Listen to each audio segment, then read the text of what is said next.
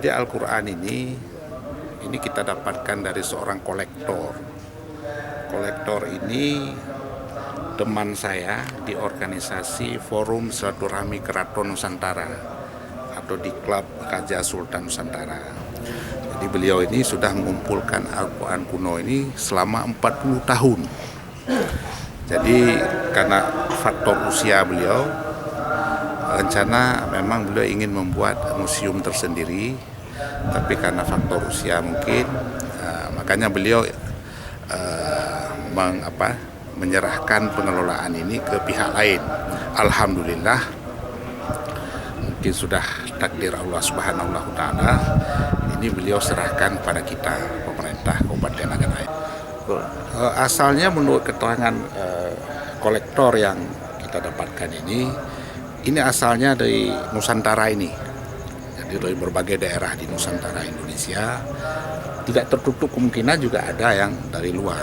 Tapi beliau sudah tidak ingat persis lagi karena sudah 40 tahun dia mengumpulkan. Kita sangat berkesan bahwa koleksi Al-Quran ini memang sudah sekian lama ditulis oleh para pendahulu kita, para ulama-ulama ya, sehingga menjadi suatu kebanggaan bagi umat Islam yang ada sekarang ini untuk dapat lebih giat dalam mempelajarinya.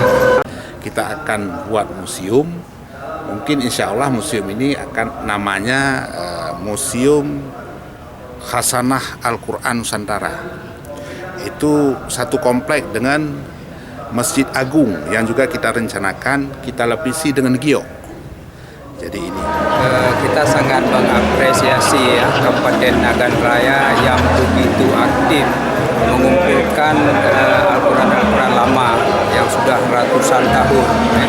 Ada yang tulisan di daun, di dedaunan, dan ada yang di kertas-kertas yang sudah lama. Kemarin dalam rangka MTQ 32 tingkat Provinsi Aceh, salah satu kegiatannya adalah kita melaksanakan pameran Al-Quran kuno. Jadi Muri menilai ini Al-Quran kuno terbanyak di Indonesia. Jadi kita mendapat rekor Muri dalam kapasitas Al-Quran kuno terbanyak di Indonesia.